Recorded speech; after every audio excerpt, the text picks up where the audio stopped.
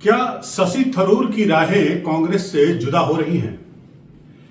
क्या शशि थरूर अगली बार जब संसद की बैठक होगी तो वो सत्ता पक्ष की ओर बैठे दिखाई देंगे? क्या शशि थरूर का कांग्रेस से मोहभंग हो गया है? नमस्कार, मैं हूं अनूप श्रीवास्तव। दोस्तों, इस वीडियो में हम बात करेंगे शशि थरूर के बारे में और एक जो भारत सरकार ने सर्वदलीय डेलीगेशन बनाया है उसके बारे में। दोनों का एक दूसरे से जुड़ाव है, कैसे है इसके बारे में हम बताएंगे आपको और इस वीडियो में इसी पर चर्चा करेंगे। आप बने रहिएगा हमारे साथ अंत तक। तो दोस्तों, भारत सरकार ने ऑपरेशन सिंदूर जो पाकिस्तान में चलाया 3 दिनों तक, और 3 दिनों तक का मतलब कि 3 दिनों तक कॉन्फ्लिक्ट हुआ भारत और पाकिस्तान के बीच में। उसके बाद से आपको बता दें कि सीज फायर हुआ। सीज फायर जो है वो 18 मई को है। 18 मई यानी अब से मुश्किल से 24 घंटे बचे हुए हैं। इस बीच भारत सरकार ने एक सर्वदलीय डेलीगेशन बनाया है और उस डेलीगेशन में 7 नेता हैं, सांसद हैं, जिसमें बीजेपी से 2 हैं, बैजंत पांडा और रविशंकर प्रसाद जी हैं, सुप्रिया सुले है उसमें, कनिमोझी हैं उसमें, और उसमें श्रीकांत शिंदे हैं, और इस तरह से कुल 7 नाम है। लेकिन जो सबसे चौंकाने वाला नाम है वो नाम है शशि थरूर का। जी हां, शशि थरूर का नाम कांग्रेस की तरफ से रखा तो गया है, लेकिन जब इस सर्वदलीय डेलीगेशन का गठन करने की बात चली थी और सभी राजनीतिक दलों से नाम मांगे गए थे, तब जो कांग्रेस ने 4 नाम भेजे थे उसमें शशि थरूर का नाम नहीं था।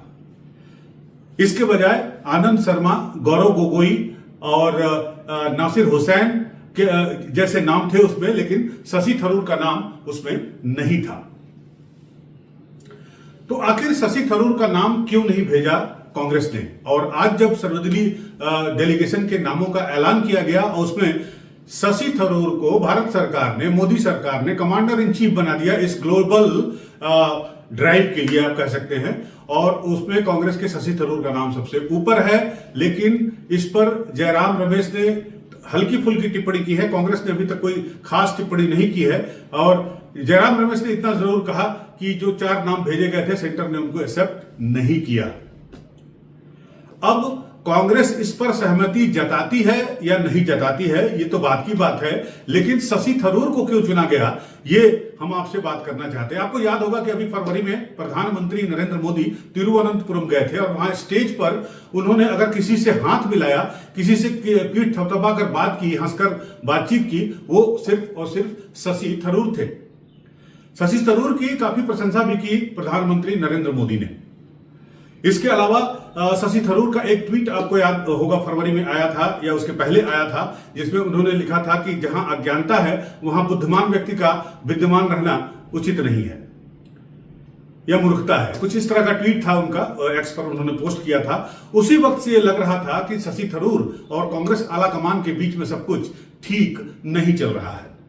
अब जबकि शशि थरूर को यह जिम्मेदारी दी गई तो शशि थरूर ने इसे विनम्रता से स्वीकार करते हुए कहा कि उनके लिए ये देश की सेवा करना है और ये उनके लिए सम्मान का है, और उसे विनम्रता पूर्वक कबूल करते हैं। यानी शशि थरूर ने आला कमान से या कांग्रेस से इस बात के बारे में कोई चर्चा भी नहीं की, उनसे कोई परमिशन भी नहीं ली, और वो इस डेलीगेशन के लिए जाने के लिए तैयार हो गया। और माना जा रहा है कि ये उनका डेलीगेशन, जो उनके 7 सांसद हो गए, कुल 40 सांसद हैं इस डेलीगेशन में, जिनमें 7 ये प्रमुख है, और 7 प्रमुख जो है जिनके नाम आए हैं सर्वदलीय डेलीगेशन के लिए, ये लोग अलग अलग कॉन्टिनेंट में जाएंगे। शशि थरूर संभवतः यूएस जाएंगे, और इसलिए जाएंगे कि शशि थरूर यूएन में भी काम कर सकते हैं, यूनाइटेड नेशन में काम किए हैं, उनके संपर्क काफी अच्छे हैं, इंग्लिश बहुत अच्छा बोलते हैं, व्यक्तित्व उनका काफी प्रभावशाली है, और एक तरह से इस वक्त उनका इंक्लाइनमेंट बीजेपी सरकार की तरफ है, या यूं कहे भारत के प्रधानमंत्री नरेंद्र मोदी की तरफ है। तो यही माना जा रहा है कि शशि थरूर का जो डेलीगेशन होगा, उनके नेतृत्व में जो डेलीगेशन होगा, वो यूएस की तरफ जाएगा। कनिमोझी रशिया की तरफ जाएंगे, बाकी लोग जगह जगह जाएंगे, और सबका डेलीगेशन का जाने का समय और जाने की जगह सब कुछ तय हो चुकी है। लेकिन हम वापस लौटते हैं शशि थरूर पे, और शशि थरूर के बारे में बात करते हैं कि आखिर शशि थरूर की और भारतीय जनता पार्टी की गलबहियां क्या रंगत लाएगी, खासकर भारत के दक्षिणी इलाकों में, दक्षिण राज्यों में, जहां बीजेपी अभी भी कमजोर है। शशि थरूर गाहे बागा है, सोशल मीडिया पर सक्रिय भी रहते हैं और चर्चित भी रहते हैं।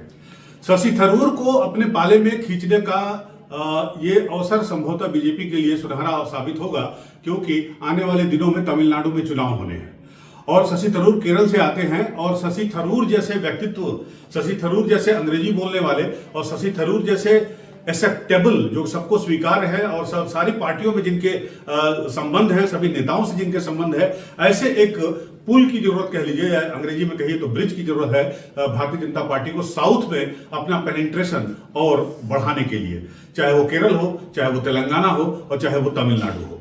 लिहाजा शशि थरूर पर जो अभी दांव खेला है बीजेपी ने, वो निश्चित रूप से रंग दिखाएगा।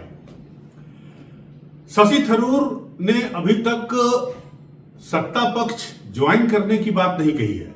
सत्ता पक्ष के बारे में उन्होंने ये नहीं कहा, उन्होंने इतना जरूर कहा है कि प्रधानमंत्री नरेंद्र मोदी की उन्होंने प्रशंसा में 2 शब्द जरूर कहे हैं, लेकिन अभी तक उन्होंने ऐसा कोई सॉलिड इंडिकेशन नहीं दिया है कि वो भारतीय जनता पार्टी ज्वाइन करेंगे। लेकिन पिछले 3-4 महीनों से जो कुछ चल रहा है शशि थरूर को लेकर और जिस तरह से पार्टी में उनको साइडलाइन किया गया है, उनकी बातें नहीं सुनी जा रही हैं।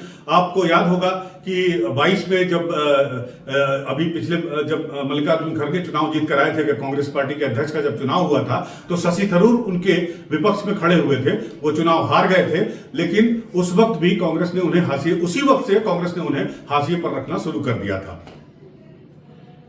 शशि थरूर ने उस वक्त कहा था कि लोकतंत्र है, पार्टी में भी लोकतंत्र है, तो लोकतंत्र में सबको चुनाव लड़ने का अधिकार है। लेकिन ऐसा होता नहीं है। अगर आप बात करें कांग्रेस पार्टी के कल्चर की बात करें, कांग्रेस पार्टी के इतिहास की बात करें, तो कांग्रेस पार्टी में जो अध्यक्ष अगर कोई पद चुनाव लड़ता है अध्यक्ष पद का, तो सर्वसम्मति से उसको अध्यक्ष ऑलमोस्ट चुना जाता है। बहुत कम ऐसे अवसर हुए होंगे जब कांग्रेस में अध्यक्ष पद के लिए चुनाव किया गया हो। तो शशि थरूर ने जब चुनाव लड़ने की बात कही तो काफी कांग्रेसी नेताओं के भौहें तन गई, खासकर उन नेताओं के जो 10 जनपद के बेहद करीब माने जाते हैं। और उसी वक्त से शशि थरूर का पार्टी से मोहभंग शुरू हुआ और पार्टी ने उनको साइडलाइन करना शुरू किया। बीच बीच में शशि थरूर ने कई ऐसे बयान दिए जिससे ऐसे लगा कि वो अपने आप को कंफर्टेबल नहीं फील कर रहे हैं कांग्रेस पार्टी में।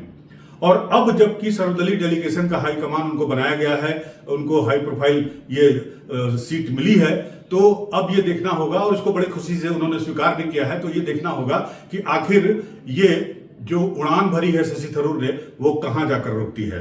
जैसा कि मैंने अपने वीडियो के पहले में कहा कि ये देखना बड़ा दिलचस्प होगा कि आने वाले समय में जब संसद का, पार्लियामेंट का सत्र बुलाया जाएगा और विपक्ष और पक्ष दोनों बैठेंगे, तो शशि थरूर किस तरफ बैठते हैं, पक्ष की तरफ बैठते हैं या विपक्ष की तरफ बैठते हैं, ये देखने वाली बात होगी।